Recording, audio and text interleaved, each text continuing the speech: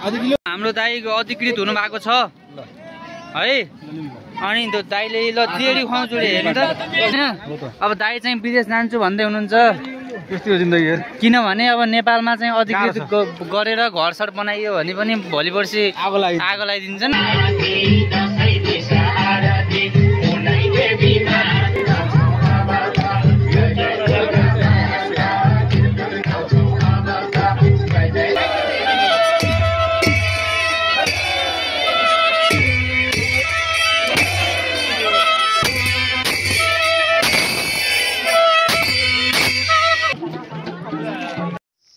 Hello गाइजहरु, के छ तपाईहरुको हालखबर?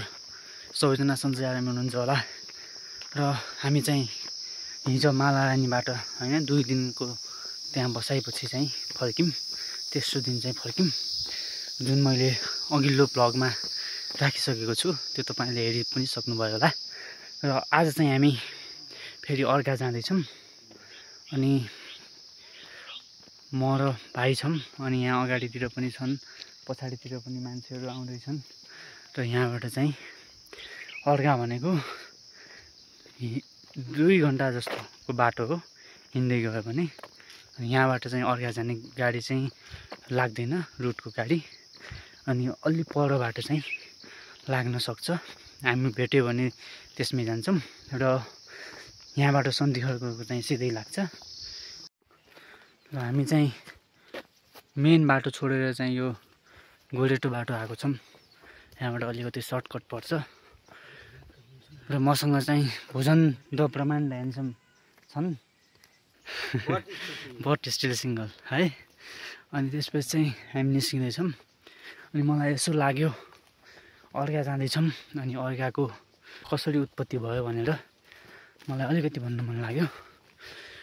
अर्कामा चाहिँ पहिला एकजना स्त्री भक्तले चाहिँ निरन्तर रूपमा अमिलाको रुखमुनि गएर चाहिँ अर्घ भनेको दही चढाउँदै रहेछन्। र त्यही क्रममा चाहिँ धेरै समयपछि त्यही ठाउँबाट देवी भनेको अर्काकी देवी चाहिँ नि उत्पन्न भएर त्यसलाई चाहिँ त्यो दहीलाई चाहिँ लिएर चाहिँ माथि त्यही अर्कामै लिनुभयो। र त्यहाँबाट उडेर खाँची भन्ने ठाउँमा गएर चाहिँ उहाँले त्यो दहीलाई खानुभयो।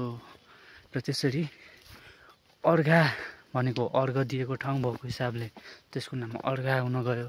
र खाँची भनेको त्यो दही लगेर चाहिँ अर्घ लगेर चाहिँ खाएको ठाउँको हिसाबले चाहिँ त्यो अर्घा खाँची भन्ने चाहिँ हामी हिजो गएको थियौँ जुन खन, त्योभन्दा पारिपट्टि पर्छ, अर्घाँचीमै पर्छ। त्यो ठाउँको नाम चाहिँ खाँची रहन गयो भन्ने चाहिँ कथा सुन्न पाइन्छ।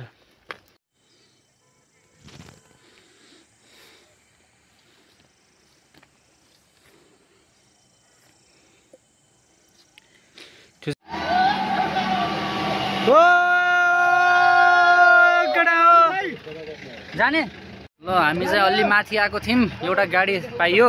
अनि गाडीमा चाहिँ हामी जाँदैछौँ बिस्तारै। See you there in अर्कामा।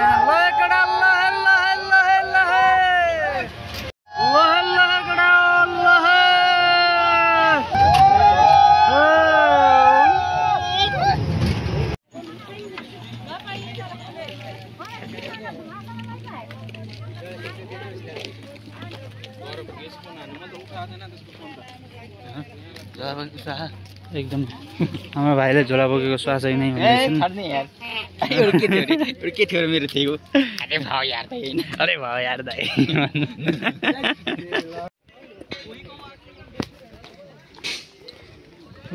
लहै पसलहरू इन्स्टल हुँदैछ।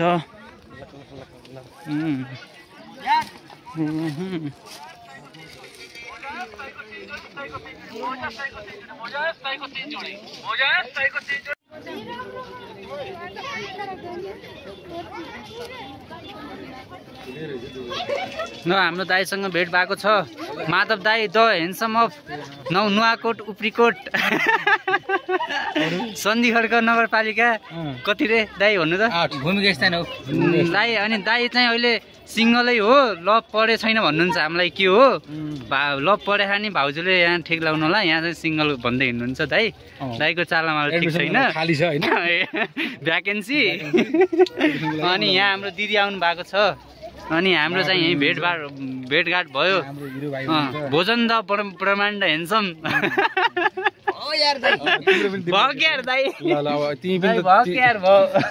ल म त पुरै केही नदैन कति जुम गरेको त फेरि 0.6 0.6 मा ठिक्क हुन्छ नि त हान्नु न म त यही हो तपाईले चिन्नु नै भएको छैन चिन्नु भएको छैन भने अब चिन्नुस् हैन अब चिन्नुस् ल ल ल ल उ अलि अगाडि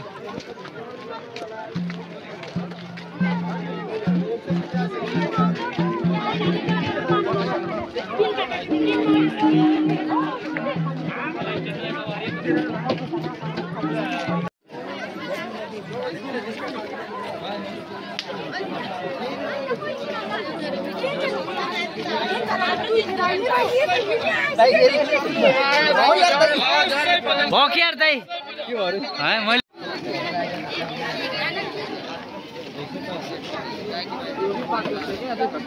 कसरी हो 100 रुपैयाँ पाउ आधी किलो ल हाम्रो दिदीले सिक्री किन्न लाउनु भएको छ सुनको सिक्री गाइजहरु 350 मा डङ डङ डङ डङ डङ डङ डङ ल ल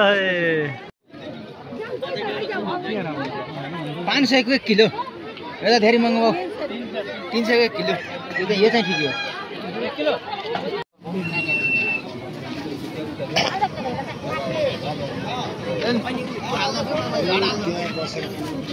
लाग्यो यही होइन र जोख्न लाग्यो एउटै हो त्यसमै हैन 1 किलो एउटै हो के यहाँ जोख्न लाग्यो होइन र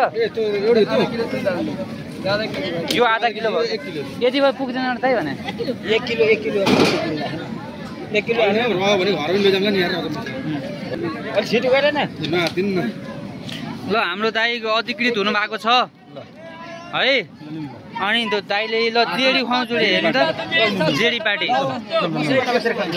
हाम्रो दाइलाई सबैले बधाई दिउँ ल धन्यवाद हैन अब दाइ चाहिँ विदेश जान्छु भन्दै हुनुहुन्छ त्यस्तै हो जिन्दगी यार किनभने अब नेपालमा चाहिँ अधिकृत गरेर घरसर बनाइयो भने पनि भोलि पर्सि आगो लगाइदिन्छन् त्यही भएर म चाहिँ विदेश जान्छु भन्दै हुनुहुन्छ सिपल लवला उस त्यो के 5,000 मात्र फरक हो त्यो के छ र जिन्दगी नेपालमा गाह्रो छ साथी हो त्यही भएर राम्रो देश प्रोसेसिङ कता जान्छ भने चाहिँ जा 20 वर्ष धसेर कमाओ पैसा हैन त्यसपछि नेपाल आओ घर सर गाडी साडी त्यो सम्मान मान सम्मान भन्ने त्यो नमस्ते भन्ने कुरा चाहिन्छ ल नेपाल सरकारको अधिकृतको सुझाव चाहिँ यही हो हेर्नुस् पुरै यस्तै छ साँचो कुरा त्यो रियालिटी तिम्रो 30,000 ले के पुग्छ र बच्चा चाहिँ पढाउनलाई अहिले मोन्टेसरीको महिनाको फी 12,000 छ काठमाडौँमा बसेर त्यो बस्यो भने 20,000 भन्दा घटीको फ्ल्याटै हुन्न भाइ ल गाए एउटा पानी हो पानी लानु पर्छ के राइन्छ ल हालौँ कि नहालौँ दाइ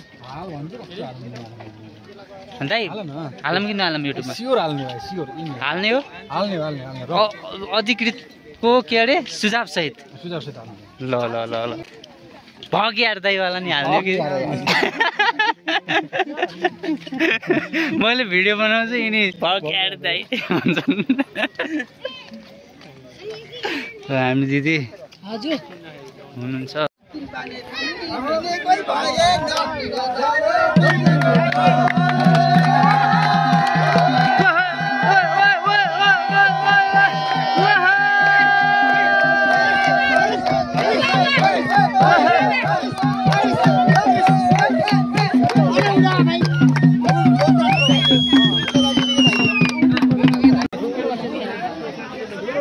गड आइन्छ कि त आइन्छ के खाली जोता खा त्यो त हिँड्दिउँ न भने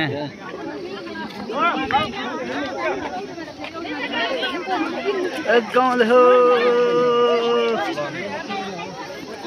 उता खै दिदी आउनु के तपाईँ फेरि हराउनलाई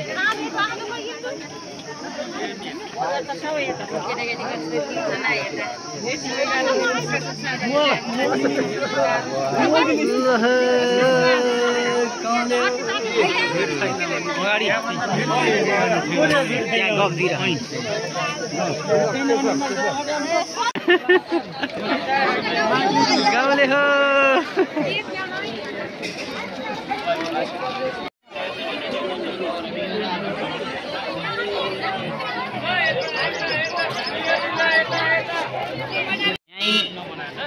प्रहरी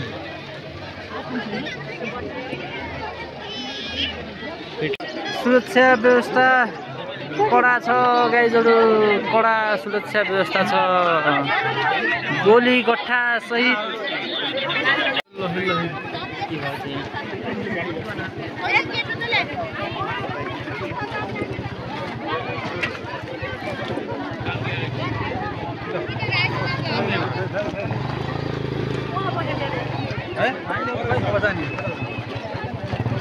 लगाएर 3 बजेसम्म सराय छ अर्काको दरबार चाहिँ यही हो अर्काको दरबार यसरी साइडमा उभियो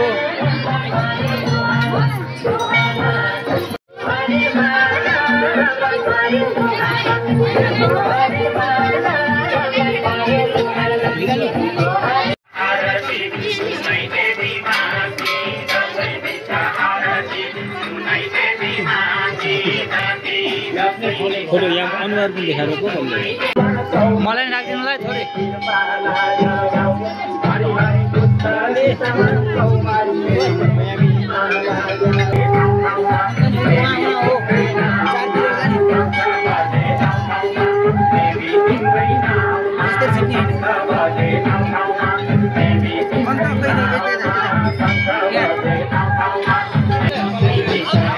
ल हाम्रो साथी माधवको भेट भएको छ